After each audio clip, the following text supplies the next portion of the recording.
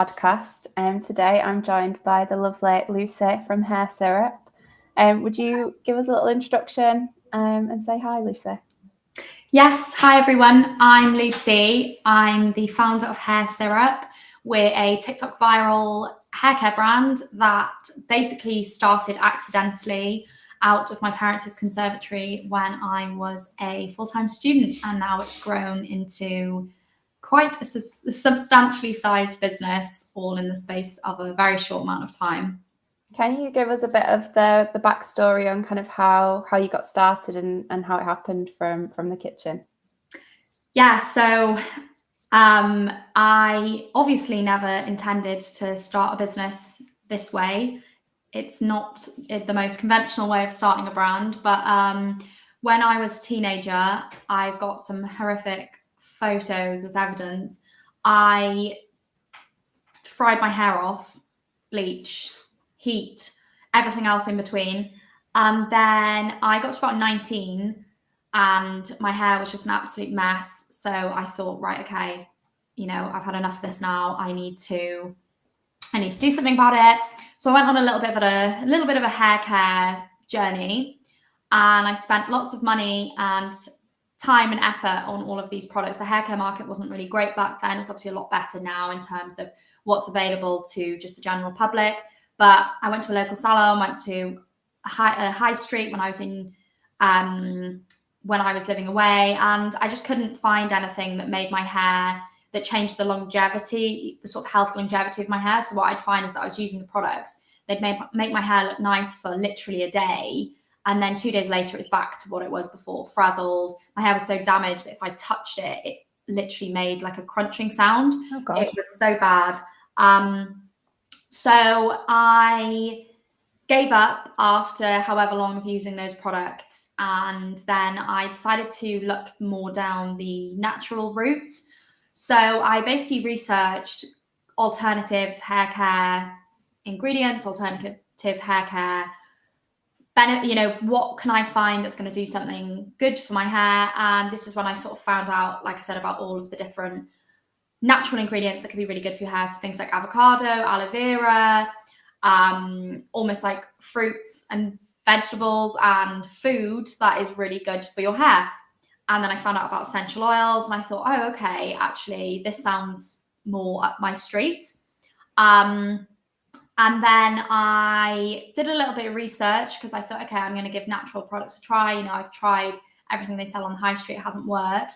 And one thing that I noticed from a kind of marketing perspective was that if you take, for example, avocado, a lot of the time if I went into a shop or whatever and I was buying some shampoo, I was looking for those natural ingredients on the bottle. So if it says, contains papaya or contains this, I would be more likely to buy it. So I thought, well, why don't I just use that at the source? I mean, do these shampoos even contain any avocado at all? Probably not. So I decided to go to the source, basically. Did some research, found that natural hair care, very expensive, out of my budget at the time because I was a student. And I decided, okay, let me have a little deep dive into this. So I looked at the sort of ingredients that were in there. I looked at what they were, the sort of products made up of. I read a lot about the benefits of natural oils. So I thought, well, I don't know how to make my own shampoo, but maybe I could make my own oils. So I looked into that and had a little look at the sort of things that were available on the market. Great products, but very expensive. And I looked around and basically came up with my own attempt of recreating some of these sorts of things that I was seeing online. I found that a lot of different ingredients kept popping up. So things like argan oil. I saw a lot of rosemary oil. So I thought, okay, this makes sense. Let's concoct something. And it was literally as simple as that. I went out then and collated the raw ingredients. And I was in my student kitchen and I just mixed them up by hand and spent the next 3 months or so basically perfecting these little DIY treatments.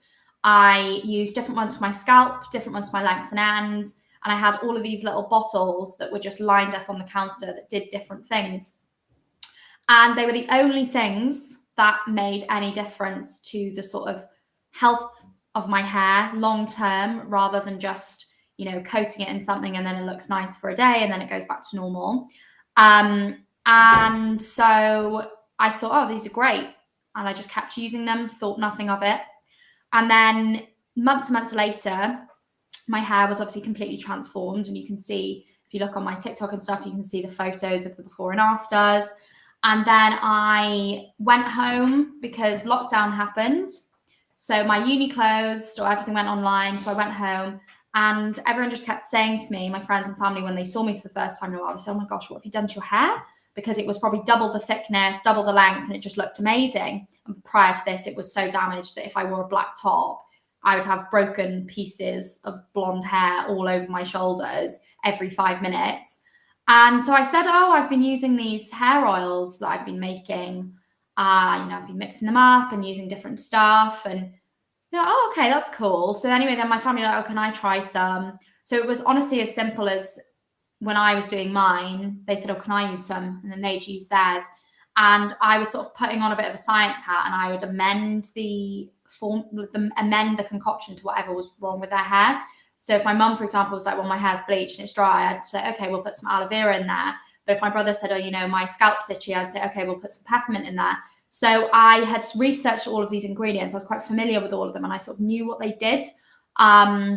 I spent a lot of time on PubMed as well when I was in uni. So I looked at a lot of stuff on there. And then everyone loved them. It was amazing. My brother's fiance loved them, my dad, my mom, everyone. So that was just that. And I got on with my life. And then in the summer of 2020, when lockdown was in full swing, I downloaded TikTok for the first time. Again, thinking nothing of it. And when I went on there, started using the app, I realized that hair care was one of the biggest trends on TikTok at the time. And I thought, oh, this is cool. You know, because a lot of people during lockdown couldn't go to the hairdressers. They'd had at-home bleach disasters, or they were trying to grow their hair out, or they were trying to do this. And I thought, oh, well, actually, I've got a story here, because I can show everyone what my hair used to look like, what it looks like now, and how I got it there. So I decided to make my first TikTok, and I had about 3 followers at the time, and I loved it, really enjoyed it. It took me hours and hours, and I filmed this video about, this is what my hair used to look like, here's how I repaired it, and this is what I used. So I talked about the different tips and tricks that I had, but I also talked about these DIY oils that I'd been using quite a lot. Little did I know I was inadvertently sales pitching, but I wasn't trying to at all. And then I woke up about a day later, and the video had gone viral, had over 600,000 views, and everyone in my comment section was just asking me the same thing. They said, oh my gosh, that oil looks, you know, I need that. My hair's exactly the same as what yours was. Please, can you sell me a bottle? And I just thought, what? No, I'm not selling you a bottle. I just thought I was honestly laughing at the comments, because I just thought, what is going on? This is just this little hair oil that I use, and I've been using for however long. And I probably had hundreds of comments saying the same thing. What's your PayPal? This, that, and the other. I'll pay you 20 quid. I need that. And even then, nothing clicked in my brain. I just thought, oh yeah, this is just this silly little thing that's going on. And I carried on with my life. I thought, I've had my 5 minutes of fame. That's that. And then about 4 or 5 months later, again, the timelines of all these things with me, it's quite funny when I look back, because I wasn't paying, you know, if someone goes out there with the intention of starting a business, they'd probably take notice of these sorts of things. But of course, I wasn't, so I didn't. But at some point, anyway, months later, I'd actually deleted the TikTok account that had this video on the account, because again, I thought so little of it, and TikTok was quite distracting, and I was doing my degree, so I thought, I'm going to get rid of this account. So the video's gone. But because it got reshared and stuff, I still had people reaching out to me on my other social media platforms. And it was, oh my gosh, I'm absolutely desperate. You know, I've seen your TikTok video circulating. Please, can I have a bottle of that stuff? You know, I'll do anything. And then it was just this casual comment that was made to me at the time of, jokingly, oh, well, imagine if you started selling that stuff. And I thought, oh yeah, I imagine that'd be really funny. And then I sort of thought, well, actually, the fact that I had to make the product because there was nothing within my budget, within my, you know, there's nothing on the high street, you know, you could find this stuff, but they were sort of hidden and they were expensive and they were on, you know, like they weren't being sold in the sorts of places that I would have shopped. You had to really sort of hunt for them. And I thought, actually, yeah, there is a gap in the market here. And I thought, well, no, it's silly. I can't do that. I'm a student. And I tried to back the idea off, but it was like it had been planted in my brain. It was a seed, basically, and it just wouldn't stop. I woke up every day thinking about it. I went to sleep thinking about it. I thought of a name. I thought of brand colors. I thought of everything. And then at some point during late 2020, I just decided, yeah, no, I'm gonna do this. And even if I just sell 10 bottles, who cares? Because I think it'd be fun and I want to help other people with their hair. I know how they feel. And I want to share this stuff that I've created. And that was genuinely my intention with it. I was like, I've created this thing and I think other people should try it too, because I know how good it is. And so I told my parents. I was obviously a full-time student at the time. And I told my parents and they were absolutely just flabbergasted. They said, no, absolutely not, Lucie. You're a student. You need to focus on your degree. This is silly. This is a ridiculous idea. You can't. What do you mean selling hair oils? You know, they wanted me to kind of do my degree. I had a few different grad schemes lined up. I needed to get a first, and they were saying to me, this is not the time for you to go off on some tangent. You need to focus. And I was upset and I felt a bit, you know, okay. But I couldn't forget about it. And then I just decided to order the stuff anyway. I had absolutely no idea what I was doing. I ordered something like 10 bottles from Amazon, measuring jug, this from Amazon, that from Amazon. And I ordered all the stuff. And then I thought, okay, how do I actually do this legally? You know, what do I need to do to sell? Am I allowed to sell hair oils? And then I thought, well, actually, people sell cupcakes and stuff from their house. So surely you can sell a hair oil. Well, of course you can. And I did all of that side of things. No help from anyone. I had absolutely I've never known anyone in my life to ever start a cosmetic or beauty brand. I didn't know anyone. There was no resources online. There's no, you know, it's different nowadays. You've got stuff on TikTok. People tell you how to do stuff. There was none of that. I just had myself, and that was completely it. So I went online and typed in things like how to do this, how to do that. And then hours and hours, I don't even know what spurred me on to do it, because I didn't think I was going to make any money. So I don't really know what my motivation was to sit there for hours and hours reading through EU regulations on cosmetic compliancy. I don't know what gave me that motivation, because you'd think at that point you just say, oh, can't be bothered. Yeah, it's too much work. I'm not going to make any money from it. I've got a degree. I've got grad scheme. Like, who needs any of this? But for some reason, I carried on and I sat there for hours reading through this, opening these portals, had to find a cosmetic chemist, had to get the products tested. So I did all of that. And then with no idea if I would even sell a single bottle. But I thought I found it quite fun anyway. I suppose in a way I like a challenge. So, and I like learning new things. So I thought, okay, I'll get my teeth stuck into it, something. I then was ready to launch. So I had to make my own website. I used a site called Big Cartel, and it cost me something like $3.99 a month for this website. I mean, I wish my website now was $3.99 a month, but yeah, I took all my own photos. I literally used an old camera, took all my old photos. You know, I always find it quite funny, because I think that people now, 5 years on, are sort of clocking on to that, the way that I and loads of other businesses were like me during COVID and at the start of the TikTok kind of small business revolution, if you like. And people nowadays like say, oh, you know, I started with nothing, but they didn't start with nothing, because they had 10 grand and professional photos and this and that. And we started with nothing. Like, I handmade my products.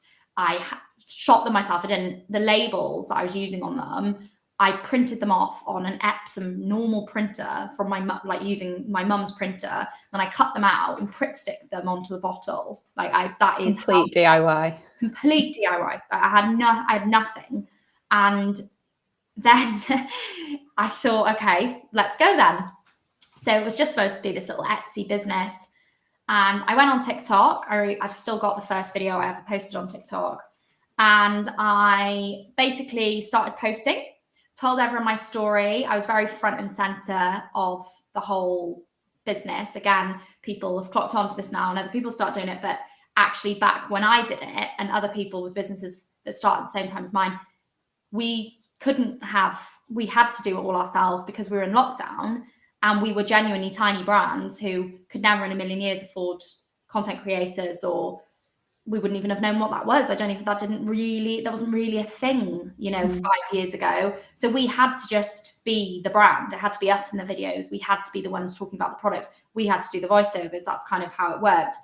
And before I knew it, I was having a few hundred followers here, a few hundred followers there. And then I launched the products. And I remember getting my first sale and thinking it was amazing. And just having this thought in my mind of, well, if I sell 10, then I haven't lost any money and we're great, we're good. And then, I've covered my bills or whatever, and it'll be fun. And then I don't remember. Someone asked me the other day, how long did it take? What were your sales figures? I have no idea. I didn't document any of this because I thought I might do this for a few weeks, a few months, and that would be it. I never in a million years thought, this is going to be something, I better take note of this.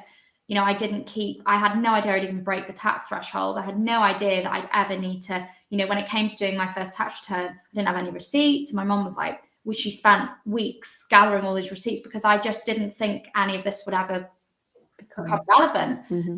And then, so I just started selling products and I couldn't believe that people were buying them. And people were buying them and they loved them and they buy them again and they tell their friends and their friends buy them. And then someone made a TikTok about me and then people just started loving it. And my brand page grew and that is what happened. And then that was 3-4 years ago, whenever that was, 4 years ago.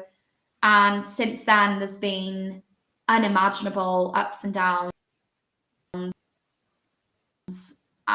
Because although a girl who was standing in the conservatory saying, what is EU compliancy? How do I know? Mm-hmm. How do I know what a chemist is? How do I find a chemist? You never really know what you're doing, but you just sort of get on with it. So even though the business is big now, I'm still that same girl who's just feeling my way through this whole thing because there's no textbooks or cheat codes. I mean, there are obviously for, some people, but for me, I'm completely trailblazing this. I'm doing things that other brands haven't done before. I'm doing it completely in my own way, in my own style. So yeah, this is where we are, however many years later. And that was 4 years ago. So how many products did you initially launch with? One single product. And did that help? That kickstarted everything into the next stages of the business where you then had to go into like formulation, I imagine. And when did it feel like you was actually going from just being that like startup to being a fully fledged, oh God, this is actually quite serious now. Like we need to step it up again? Probably about 8 months, a year in was when I've made a TikTok about it and it went really viral because about 8 months, a year in, when I was, selling a lot, I was a student and this was just a little side hustle and I was selling, I was making like good money. I was selling a lot of product. And yeah, well, not a lot compared to now, but it was decent. Yeah. And I was doing well. And then I think about 8 months to a year in was when I said that famous quote of, these will be in Boots one day. And I found, what are you on about, Lucy? And I said, no, they will be. And I said, people love the products. What more do you need? Everyone loves the products. I haven't had any bad feedback on them. They've changed people's hair. This is going to go big. And everyone just completely thought I lost the plot.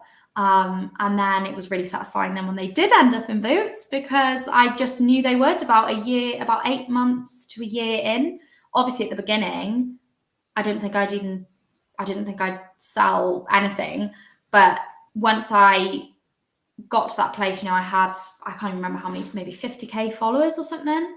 And I'd been featured in press and stuff, which was wild because I was still, the products were still being handmade. And then, that was probably the turning point. And what was you studying at uni? Was it anything related to what you're doing now? Nothing. No, I read English literature. Oh God, so completely different then. Yeah, different, but then not. A lot of people who work in marketing, I do the marketing side. Obviously, I've worn a lot of hats over the last few years. And only recently have I been able to move away from the operations side of business, which I'm rubbish at. I'm good on the creative marketing side. And a lot of people who do that read stuff like English, history, law. It's a lot about communication, being imaginative, written communication, verbal communication. So actually it seems random, but it's kind of not. And if I hadn't gone to uni and studied that, I wouldn't be here because of various things that sort of happened when I was there. So yeah. And are you was you the first kind of entrepreneur like in your family or in like your circle of friends? Because it just like when you said about, your parents saying, oh my God, no, you've got to finish your degree. I think like the mindset of an entrepreneur is so different to someone that hasn't kind of been around that and kind of can see the potential in a business. And do you think, would you have ever listened to that advice, or was it just something in you that was like, no, I need to do this? No, I didn't know anyone. I was the first, and also I live in Pembrokeshire in Southwest Wales. So making a viral TikTok brand is not something that was done before I did it. And everyone laughed at me and thought it was cringy and ridiculous. People in my area found out about the page. I didn't tell anyone, so I didn't tell my close friends. The only people who knew were my family. But I didn't tell anyone because I just thought, like, first of all, if it was inconsequential, I didn't think anything would come of it. And then secondly, I just didn't want people to talk about it and sort of laugh at it because it's something I was really enjoying. I kept it really low key. And then when people started finding out, I was like, oh my gosh, no. And now everyone knows about it, of course. But yeah, no, nobody understood. Nobody could see the vision. It's different now. Like I said, if you're starting a business now, you can look at viral TikTok brands and you can think, oh, okay, they did it like that. And it's confidence, it's assurance that if you make a product go viral and you're going to make some money, do this and that, do your content in a certain way and it's going to work, your video's going to go viral. We trod that path for people. But when we did it, not only had we never done it, but nobody before us had ever done it. So it was a complete new territory. And to be fair to my parents, although they weren't for the idea, why would they be? Your daughter who's spent her whole life dedicated to I really wanted to get into one of these really top unis and I wanted to get first. I wanted to do this. I wanted to move to London. And then suddenly it's, I'm going to go on this new TikTok app that no one knows anything about and try and vlog some hair oils. It's just what? It sounded so risky and so ridiculous. But it was just something inside me. Like I said, it's not like I could take reassurance and look at another brand and say, oh, well, if they can do that, I can do that. Because I think that's what a lot of people do now. They think, oh, well, they did it, so I can do it. But I had no one to look at and think, oh, okay, well, that brand made a lot of money by doing this and this person was able to do that. I completely just had to trust my instinct, my gut. And I just knew instinctually that this was the right thing for me to do. And also the way I looked at it, which I would highly recommend to anyone looking to start a business, I started a business completely backwards. I still haven't got a proper business plan. Like I never sat down and wrote, okay, here's my business plan and I want to exit in 5 years for this and I want to grow this much and scale here. And I didn't do any of that. It was just something that I was doing that I was enjoying. And yeah, I had a good time doing it. And what was the harm? This is how I looked at it. I thought, well, I like doing this. I'm making some money. What's the harm here? And when I stop enjoying it, I'll stop doing it. And that's how I looked at it. I had no pressure. Like I said, nowadays it's different because people kind of, make a big song and dance and then you've got to live up to, and because you've got because people have done it before, there's expectations. Well, you know, are you going to be as big as Made by Mitchell? Are you going to be as big as P. Louise? Are you going to be, you know, are you going to do this, that, and the other? We've got people now to compare ourselves with. But when I started, there was nobody. So it didn't matter if it all flopped tomorrow, because who cares? There was nobody knew any different. So, and there was loads of brands that did. You know, I know loads of brands who started around the same time as me, did really well during COVID, had a big peak.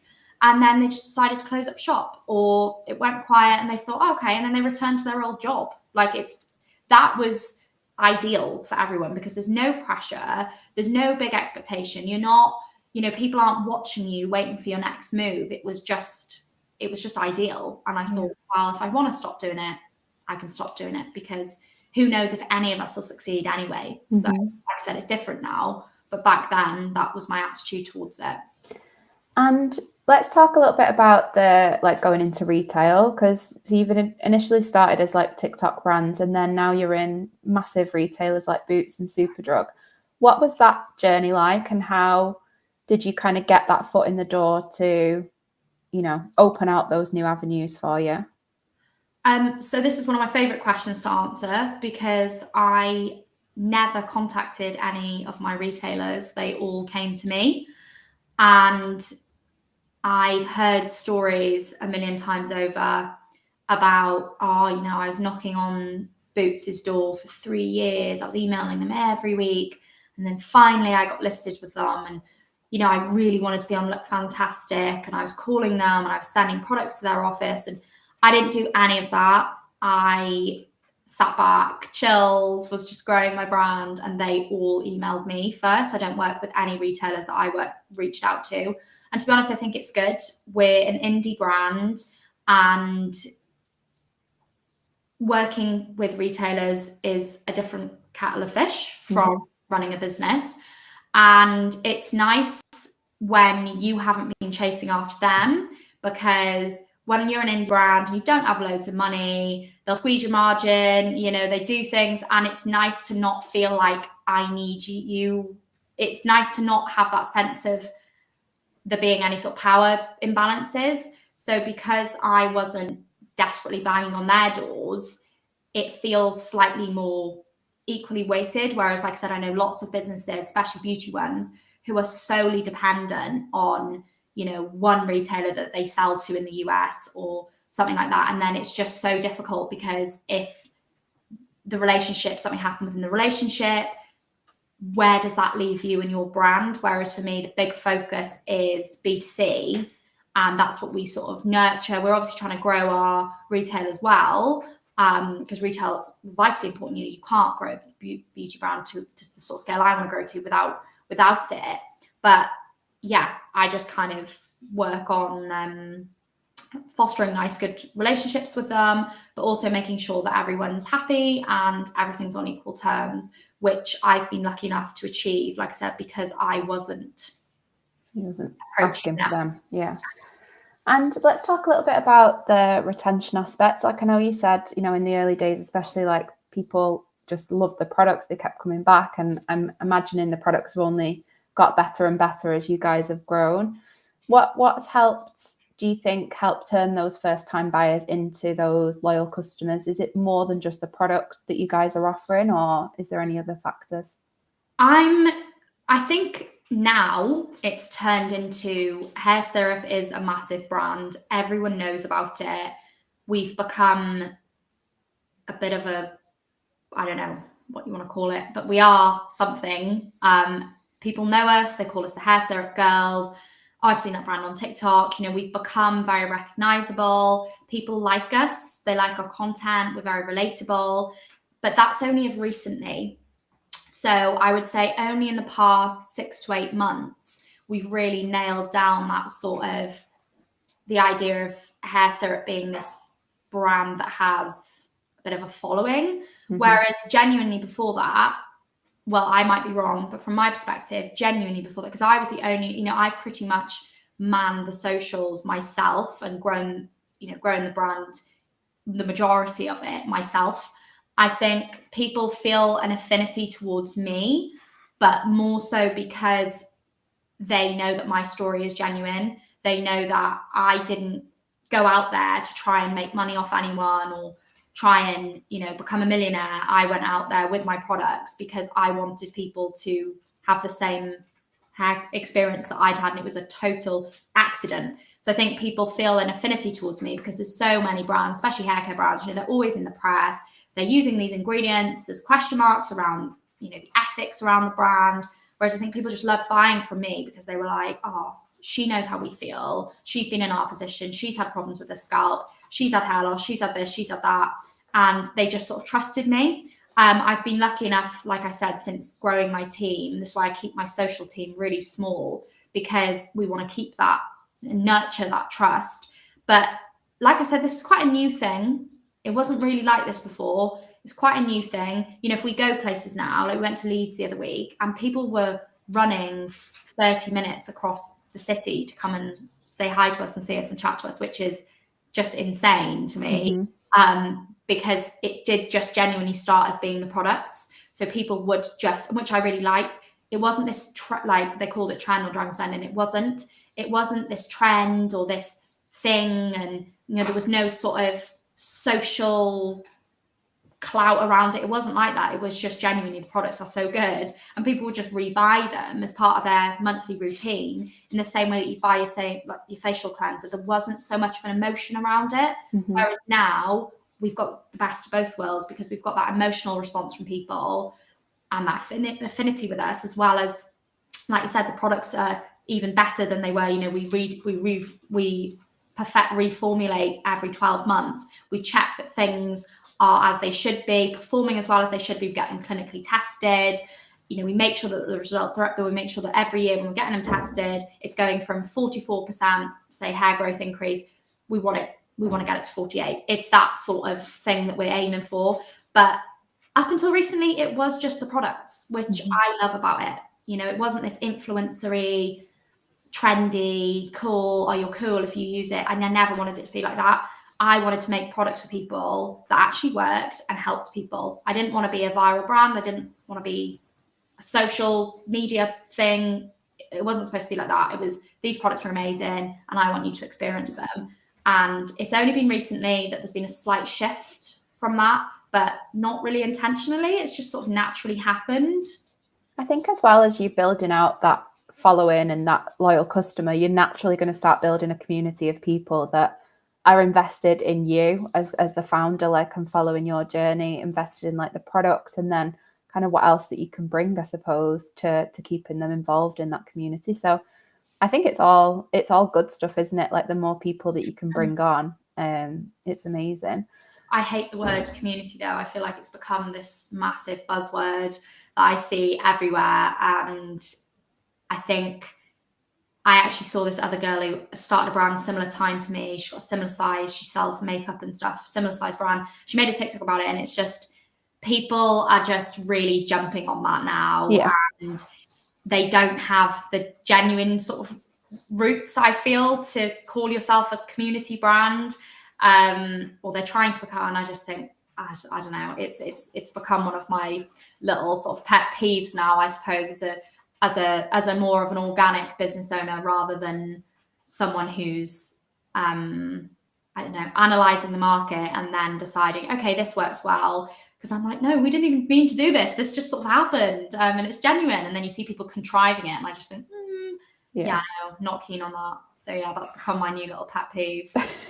We won't use that word then anymore. Oh, it's fine. I can talk about it for hours. It's one of those things.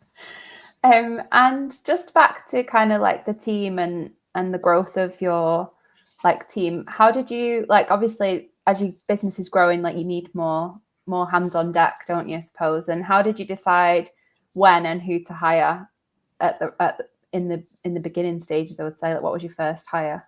So, right at the beginning, my mum used to do a lot of like the admin and the accounts and bits and pieces, because I'm rubbish with stuff like that.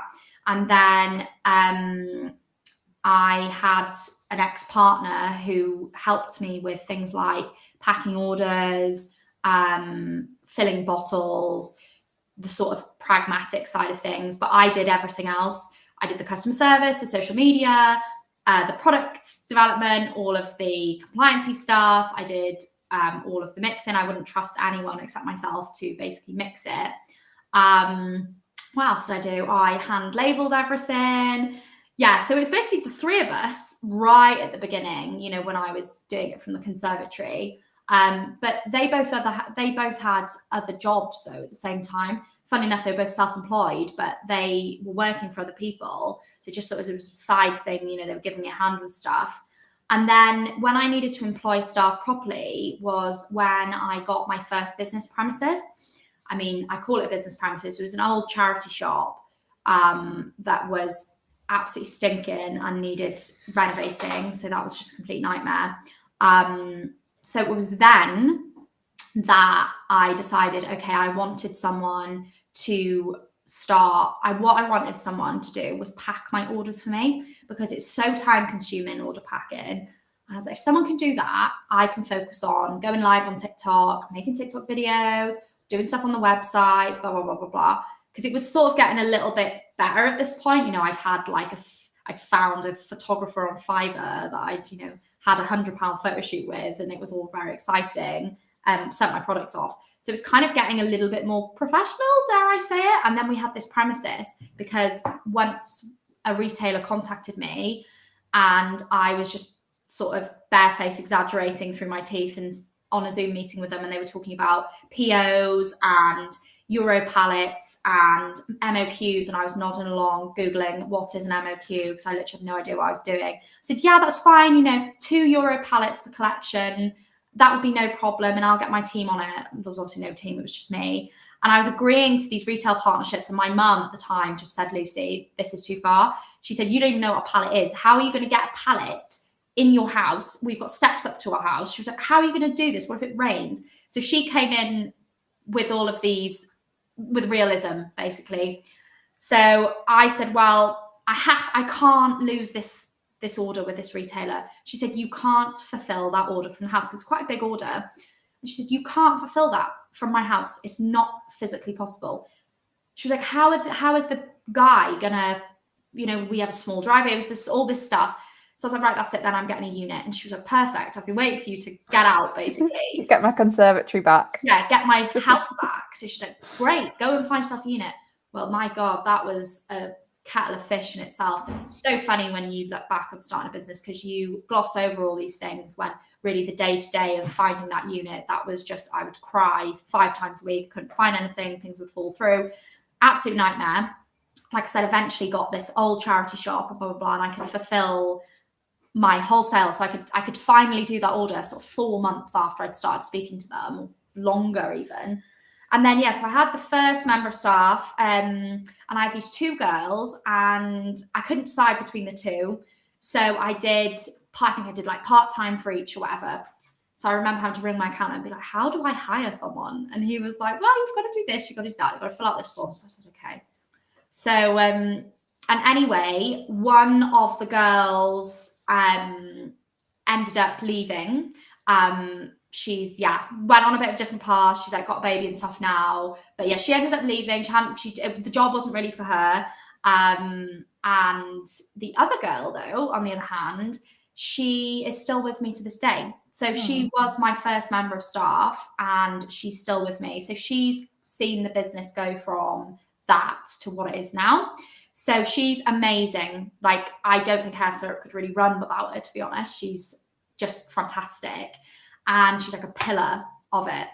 And so she packed all the orders, and she was just so good. She didn't even make a single pick error for sort of 2 years or something. And it was just great. And then we started padding out the team a little bit. And then the guy I was with all those years ago, he decided to, a while later, leave his other job, come on board full time.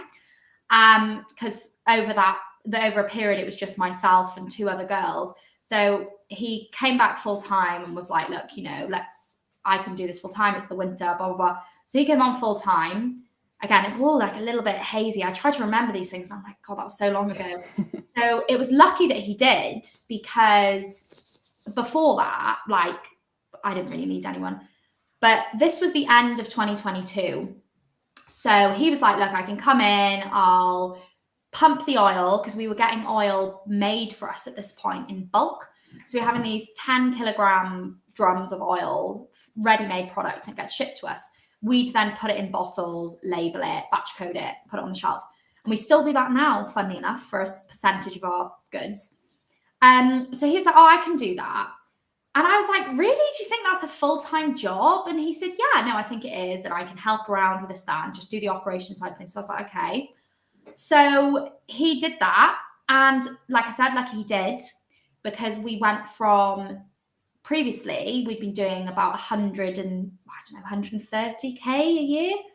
And then in less than a year, we went up to 1.4 million. So we had nearly 1,000% revenue increase. And it almost broke me, because it was unimaginable what that was like. Unimaginable what that was like. But by this point, he had someone working under him. I had 3 or 4 people. So I think there might have been maybe 5 or 6 of us at the time. And my mum was working from home, doing the kind of admin-y book stuff. And we kind of ran this thing together, sort of. He did the practical side of things, and I did the digital side of things. And somehow we managed to take this thing, somehow, I don't know. We had no idea what we were doing. We had no experience. We were clueless, but we managed to survive and take the business from 130K out of a conservatory to grow, over nearly 1.5 mil. And we had no help, no one to ask, no one to look at, no one to call.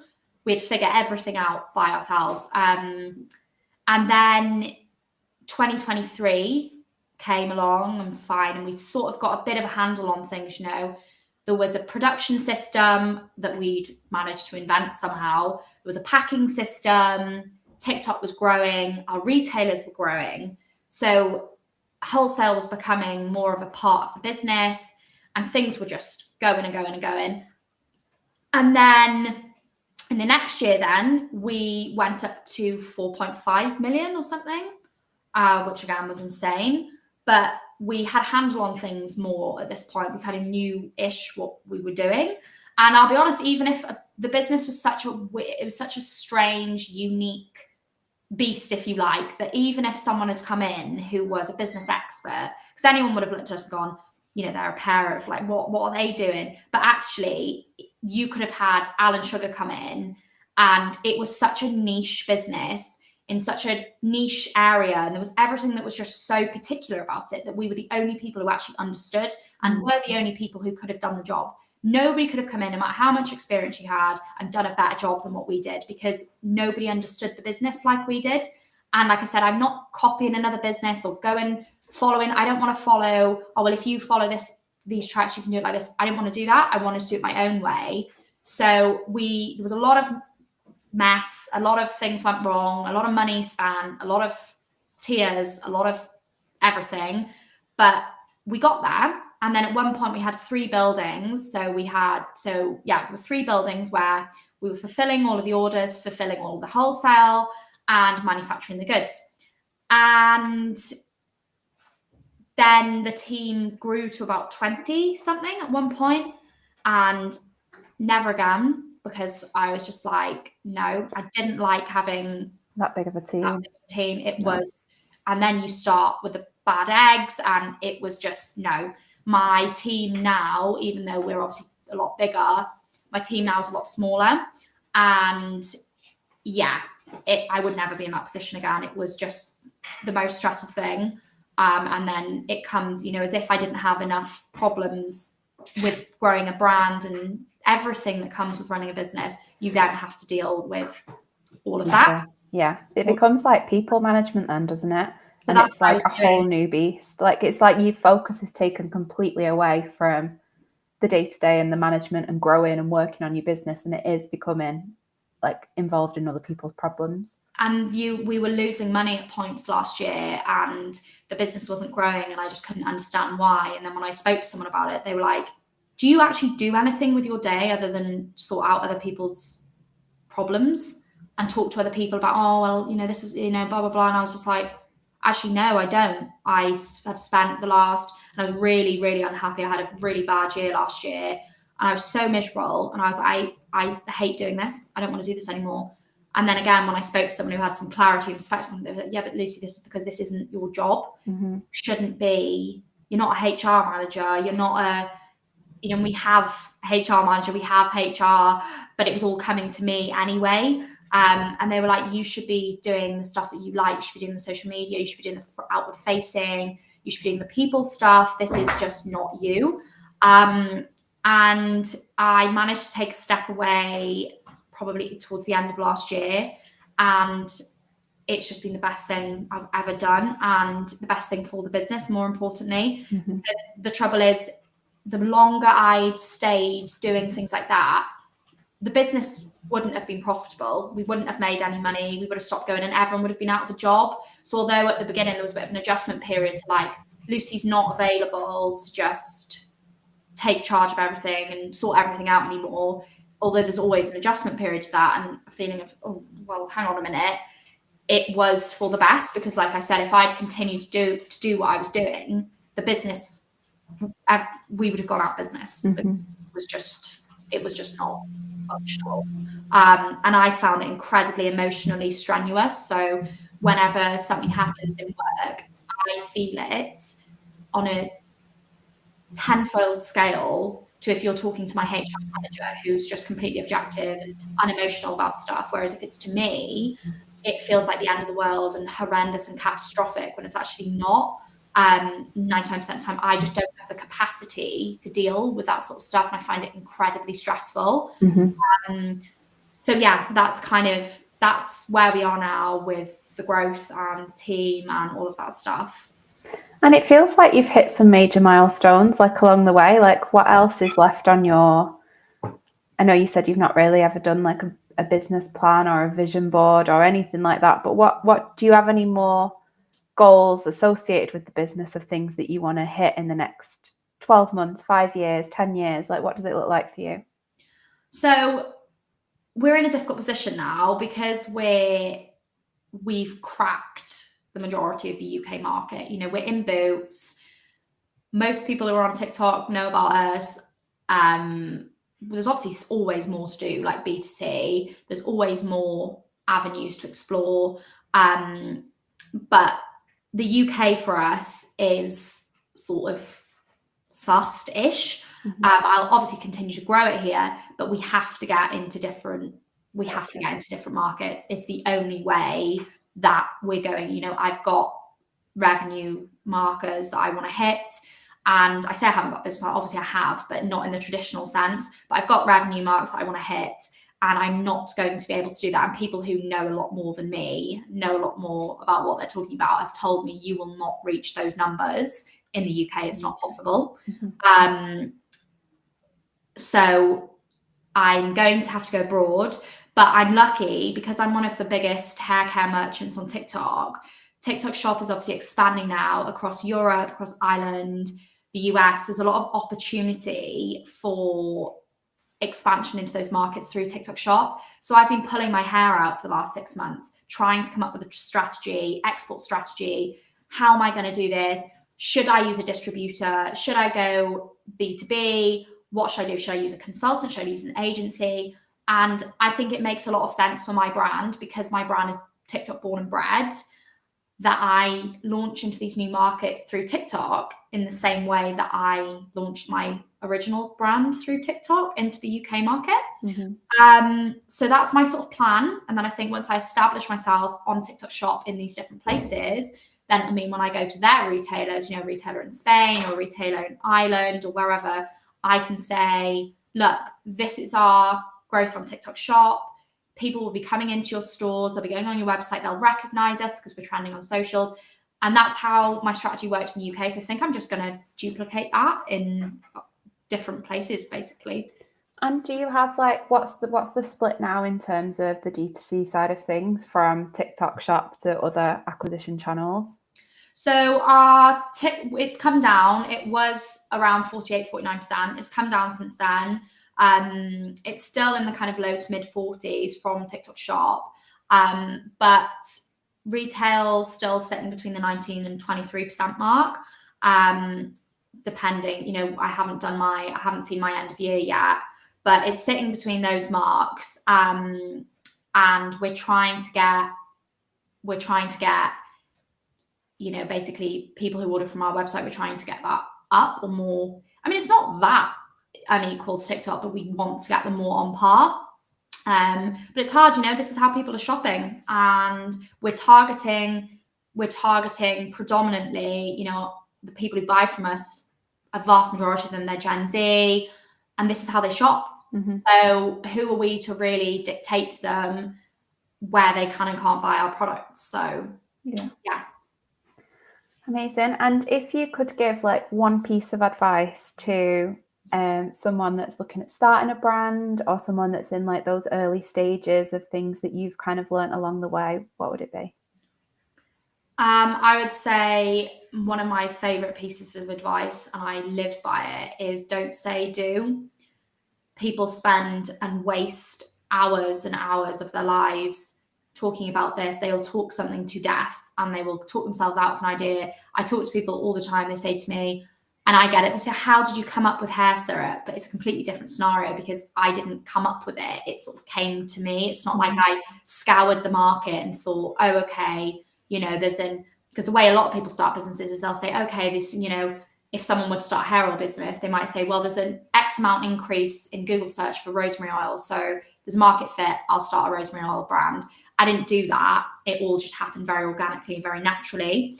But some people just sit around and like, they'll say to me, how did you think of it? And I say, well, I didn't, blah, blah, blah. They'll say, oh yeah, but you know, I've got this idea and I'd like to start doing this.